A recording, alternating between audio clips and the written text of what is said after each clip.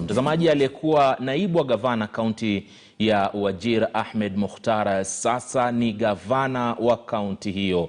Hii ni kufuatia kuapishwa kwake mapema hii leo, shughuli ambayo iliendelea katika majengo ya bunge la kaunti hiyo. Muktar, mtazamaji, ambaye awali aliweza kuhudumu katika nafasi hiyo, alipandishwa cheo ama hadhi na kuwa gavana baada ya bunge la seneti kumng'atua mamlakani Mohamed Abdi kutokana na kile ambacho kilitajwa ukiukaji wa katiba. Kisha bunge la seneti kupitisha uamuzi huo jana usiku na spika wa bunge la seneti kuchapisha katika gazeti rasmi la serikali mapema hii leo asubuhi.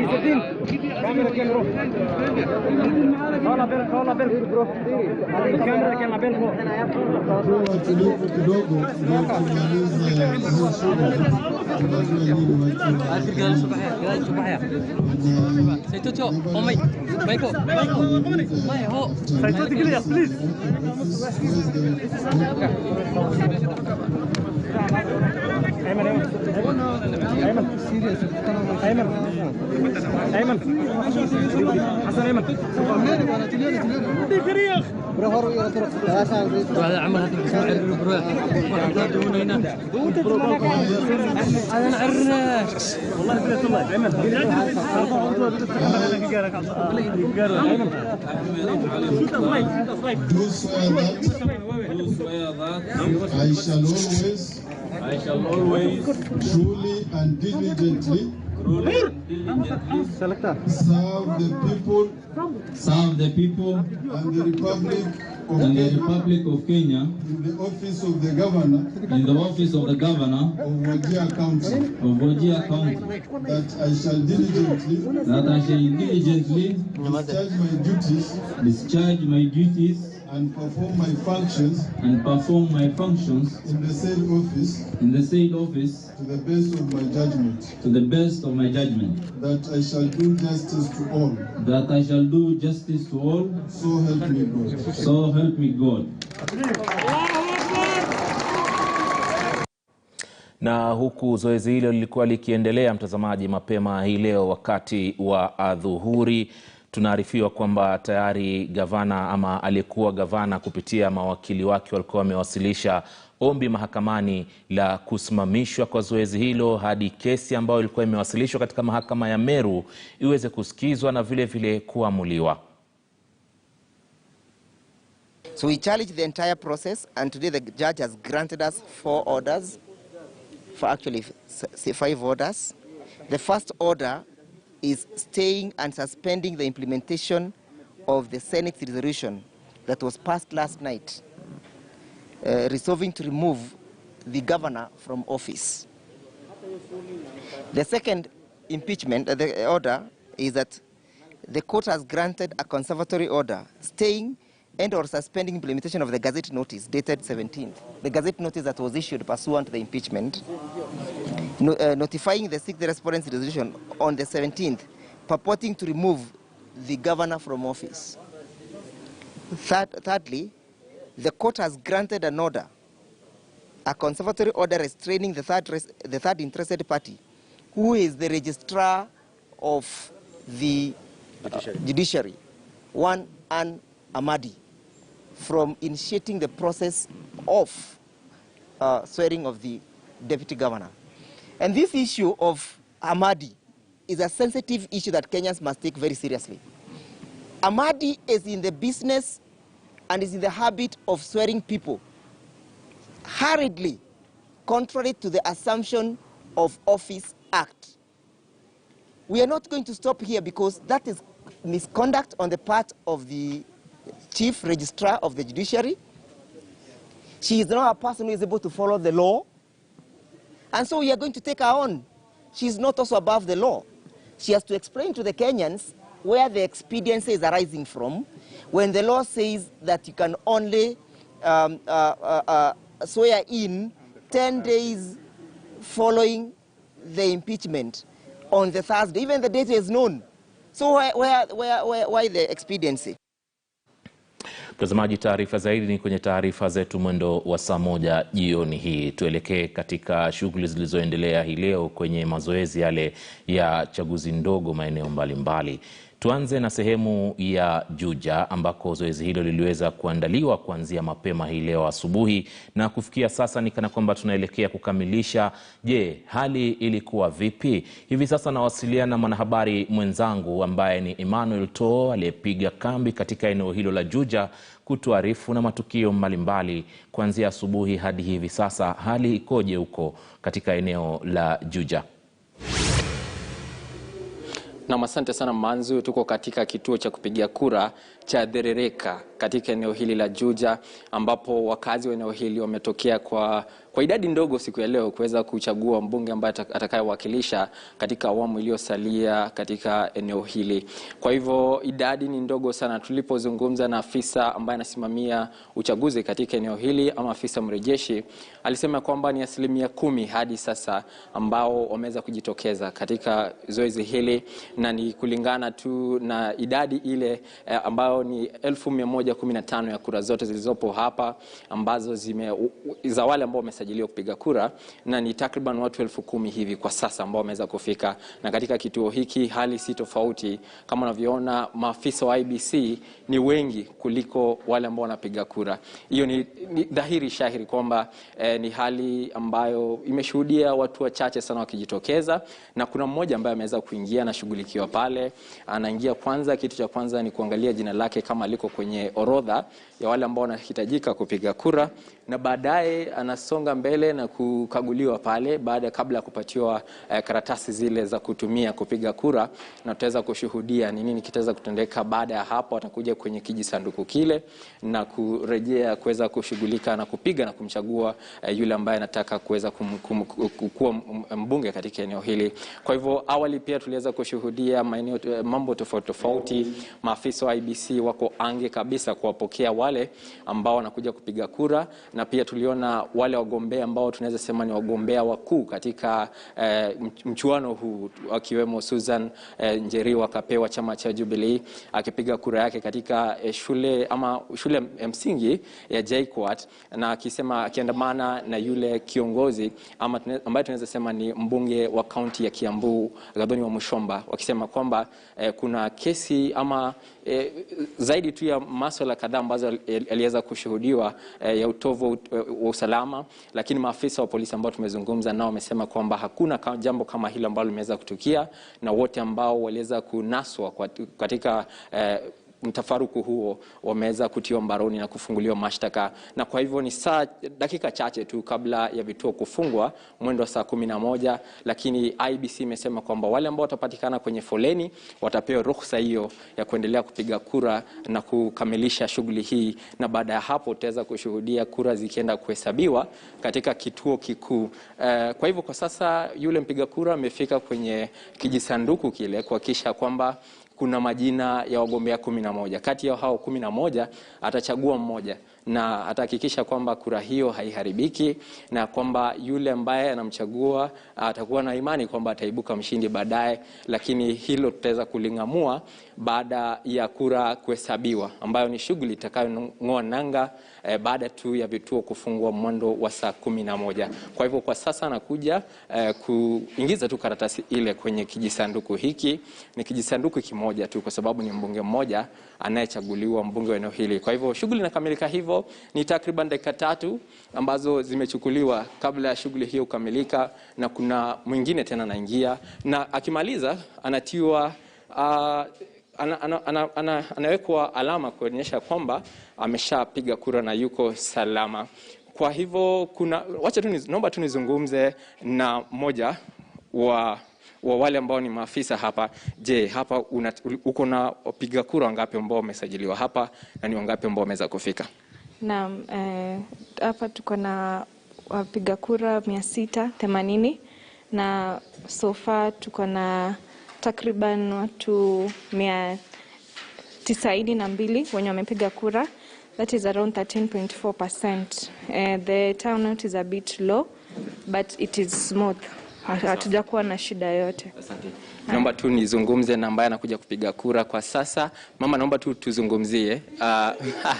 Ameogopa, lakini tutaweza kuzungumza na wengine baadaye. Kwa hivyo hali ni hiyo hapa, tutakuwa tunaangalia zaidi na kukupasha katika taarifa zetu zijazo. Kwa hivyo ni hayo tu kwako studioni.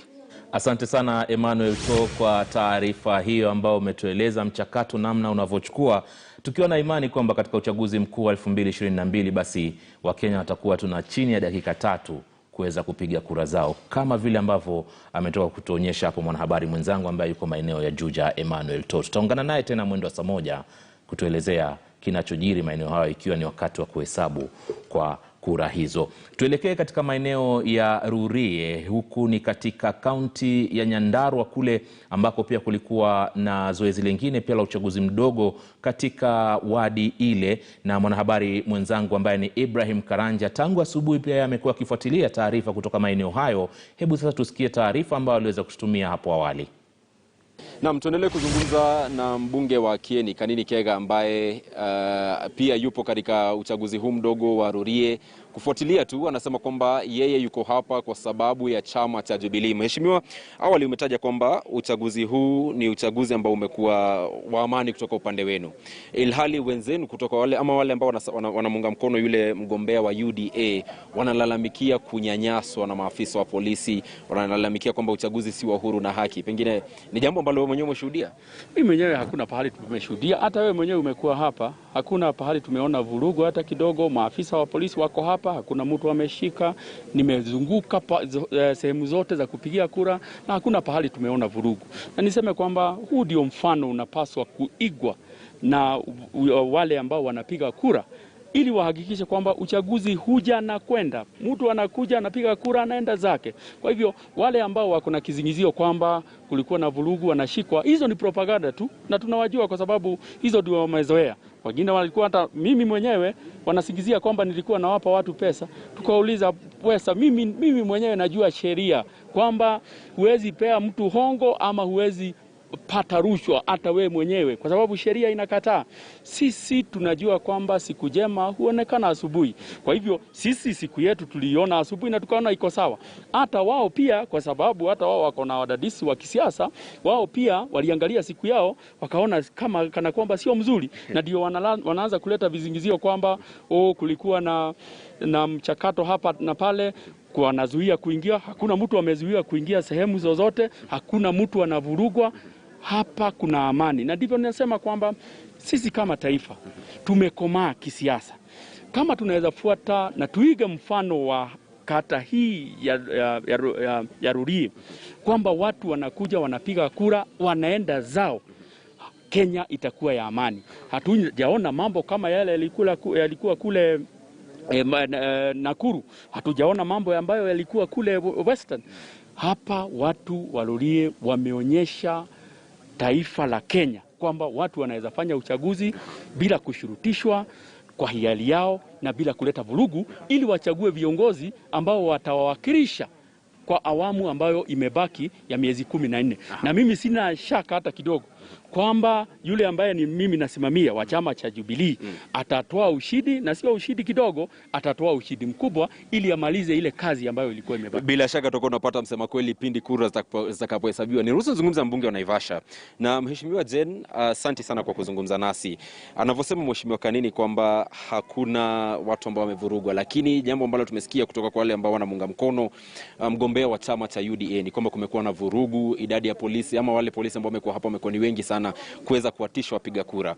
Na pia nilisikia kwamba nyinyi viongozi ambao mnaunga mkono yule kiongozi wa UDA mlikuwa mnawindwa. Ni jambo ambalo umeshuhudia? Asante sana kwa hii nafasi. Kusema kweli hata ripoti yako ya asubuhi niliona. Kusema vile polisi walimwagwa hapa, na ndio watu wa RURII walikuwa wanajiuliza, sasa kama hakuna vita, mbona mnaleta polisi? Polisi ilikuwa ndio hao watu waogope, wakuja wajitokeze. Lakini inaonekana wameshindwa kwa sababu watu wa RURII wameamua. Hii hata sio kama by election.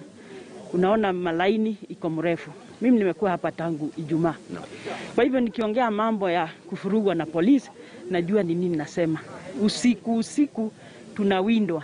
Tangu jana tulijua watu 4 supporters ambaye ni wa UDA watashikwa.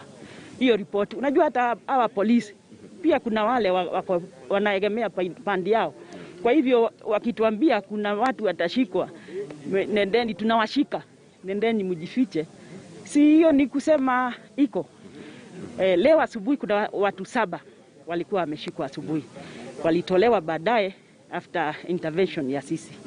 Kwa sababu kama hakuna vita imeonekana, kwa nini mnashika watu? Mimi nilikuja Friday kwanza, Mheshimiwa Faith na rafiki yangu, kuna mambo mengi tunafanya pamoja, akaniita nije tusaidiane. Na nimeona mengi, watu wa RURII wamefanya uchaguzi wa busara mzuri na wameamua. Na mimi sio kama Kanini Kega amekuja juzi, mimi nimekuwa hapa na nimezunguka na nimefanya campaign. Na naweza kukuambia leo ushindi uko pande ya UDA. Aha. Ushindi uko upande wa UDA. Bila shaka umeshuhudia kwamba wote wanasema kwamba watashinda. Nilikuwa nimemwona mwakilishi wa wanawake hapa, Bi Faith Gitao, ambaye pia alikuwa mmoja wapo wale viongozi ambao walikuwa wanasemekana kwamba walikuwa wanawindwa kila wanapoenda, ila sijui ameelekea vipi, lakini pindi tu tutakapopata kuzungumza naye pia tutakuletea mtazamaji moja kwa moja. Lakini kumbuka ni uchaguzi mdogo katika wodi ya RURII, eneo bunge la Olkalau, Kaunti ya Nyandarua. Uchaguzi mdogo ambao unahusisha wapiga kura zaidi ya 14,000, na hapa nilipo kama nilivyosema awali ni kwamba ndio kituo kikubwa zaidi ambacho kina wapiga kura 3,059 ambao wanatarajiwa kupiga kura hapa. Kwa hiyo pindi tu shughuli ya kupiga kura itakapokuwa ikikamilika na pia shughuli za kuhesabu kura zitakapoanza hadi itakapokuwa ikitangazwa hapa katika KTN News, tutakuwa tunakujuza moja kwa moja ili upate tu kujua hapa katika kaunti ya Nyandarua wakazi wa RURII wameamua kwamba ni nani atawakilisha kwa miezi 14 ambazo zimesalia kabla ya uchaguzi mkuu ujao. Kwako studio. Asante sana Ibrahim Karanja kwa taarifa hiyo kutoka eneo la RURII kule eneo ama katika kaunti ya Nyandarua. Tuelekee katika kaunti ya Kisii kule ambako pia uchaguzi mdogo wa Bonchari uliendelea kutwa nzima. Alafu huku kuelezea tu ni kwamba kuna wagombea ambao wapatao 13 wanaowania nafasi hiyo kutoka vyama tofauti. Vile vile kulikuwa na taarifa za baadhi ya wanasiasa kukamatwa mapema hii leo asubuhi, lakini kwa mengi zaidi tunaungana na mwanahabari mwenzangu ambaye ni Fred Muturi ambaye alitutumia taarifa hapo awali. Tukiendelea kufuatilia matukio kutoka eneo la Bonchari, hapa niko katika kituo cha kupiga kura cha Kerina na najumuika hapa na mmoja wa wagombeaji wa chama cha New Democrats ambaye ni Jonah Ondieki, ambaye pia ameweza tu kupiga kura yake muda mfupi uliopita, na kufikia sasa tunasema tuzungumze na yeye aweze kutuelezea je, yeye ameonaje eneo hili la Bonchari na upigaji kura unaendelea kivipi. John, karibu sana kwenye runinga ya KTN. Asante sana. Usijui kama unaweza toa kofia tafadhali. Safi. Yes. Yeah. Unaonaje eneo hili kwa jumla la Bonchari? Upigaji kura ulianza, tukaona kuna wengine pia wanalalama hapa na pale. Wewe kwa kibinafsi, wewe sasa taswira kamili unaonaje ukilinganisha kupiga kura kwa hivi sasa na ule wakati uliopita? Asante sana kwa kunipa fursa hii ya kuzungumza na KTN. Vile mlisikia, mimi ni Jonah Ondieki, mgombea wa kiti cha ubunge hapa kwa tikiti ya chama ya TND. Kusema kweli, naweza nikasema kwamba watu hawajajitokeza kama wakati wa uchaguzi mkuu kawaida, kwa sababu kuna wagombea mbalimbali, viti mbalimbali. Uchaguzi mkuu wana watu wengi. Nimefika hapa, watu wamejitokeza kwa wingi tu, lakini huwezi kulinganisha na uchaguzi mkuu. Na masikitiko ni kwamba kuna lalama matetesi kwamba kuna baadhi ya wale tunaoshindana na wao wanajaribu kuhonga wapiga kura vichochoroni. Hilo ndio tumejaribu kusambaratisha kupitia kwa vijana wetu ambao pia wanajaribu kuhakikisha kwamba shughuli hii inakuwa salama. Siwezi nikasema kikamilifu kwamba ni usalama. Inaweza kuwa askari wamewekwa wengi kwa jambo fulani ama mpango fulani ambayo labda haujajitokeza. Unaweza kuwa kwamba huo mpango unaweza tokea baadaye kwa hii siku ya leo. Lakini kwa hivi sasa kuna ukarimu, watu wanaendelea tu shughuli zao za kuchagua kiongozi mwenye unampenda. Tungependa tuwe na uchaguzi ambao ni wa haki na uchaguzi ambao umefanyika kwa njia nzuri, ili ambaye atakayechaguliwa asiwe na lalama lolote. Kwa hivyo mambo mengine ambayo ya kupeana pesa kichorochoroni ama kupeana kwa maagent. Tumeonelea hilo jambo sio sawa na hatukufurahishwa na hilo, na tunataka kusema kwamba jambo hilo kupitia runinga zetu ilihamishwe katika wananchi ili kura sipigwe katika mwelekeo unaofaa. Asante. Yes, mengi yamesemwa huko, wananchi wengi wakisema kuwa wanahitaji amani na wanatumai kuwa amani itaendelea kudumishwa katika eneo hili, na kuomba maafisa wa polisi waweze kushikilia kabisa doria huku na ili waweze kupata kura hizi ziweze kupigwa kwa njia ama ziweze kukamilika kwa njia nzuri kufikia mwendo wa jioni. Ni hayo tu kutoka eneo la Kerina. Tunaendelea tu kufuatilia na tutaweza kuwapasha mengi kutoka katika kaunti ya Kisii, eneo bunge la Bonchari. Mimi ni Fred Muturi.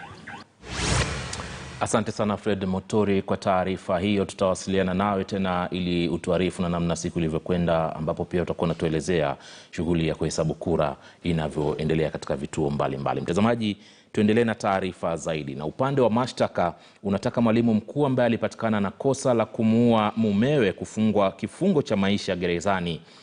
Mahakama ya Nakuru ilimpata Jane MUTHONI na kosa la kushiriki kwenye mauaji ya mumewe Solomon Mwangi mnamo mwezi Novemba mwaka 2016 katika kaunti ya Kiambu. Mshirikishi wake ambaye ni Isaac Ng'ang'a pia alipatikana na kosa la mauaji. MUTHONI pamoja na mwanawe waliomba Jaji Joel Ngugi kumwonea huruma ili watoto wake wasikose upendo wa wazazi wote wawili. Hukumu ya kesi hiyo itatolewa tarehe 3 mwezi wa Juni mwaka huu. I am the only hope and the sole breadwinner, a provider to my children, and they've continued to suffer. They have continued to suffer. Yet the people who did all these crimes are outside there walking free.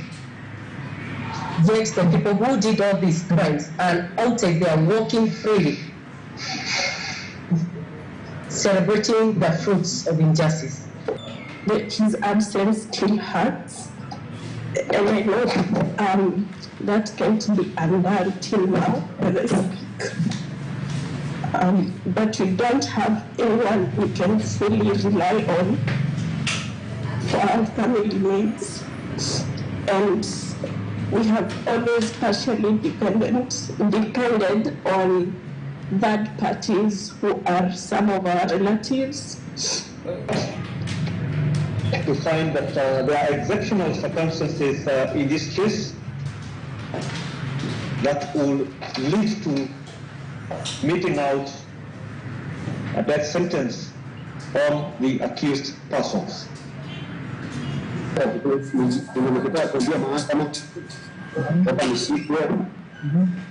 Yangu aliweza kutoka nyumbani na alipotoroka aliweza kuacha watoto wangu watatu, kuachia mama yangu mkongwe Nairobi. Tuliweza kushikana wazazi wa watu wote mbili Nairobi, waweza kuwaona watoto wangu na mama yangu wakati na mtoto wangu wa kike, hao wengine wakaenda na wazazi wa pili. This death occurred in a particular and an heinous manner, and considering the foregoing of our submissions in the entirety, we ask this court to be persuaded that this case has met the threshold for the death penalty, and we do pray that this honorable court does pass the death penalty on both accused persons. Na mtazamaji, unaendelea kutazama taarifa za mbiu ya KTN alasiri hii. Tunakwenda kwenye pumziko fupi, lakini usiende mbali, kuna taarifa zaidi ambazo tumekuandalia. Endelea kuwa nasi.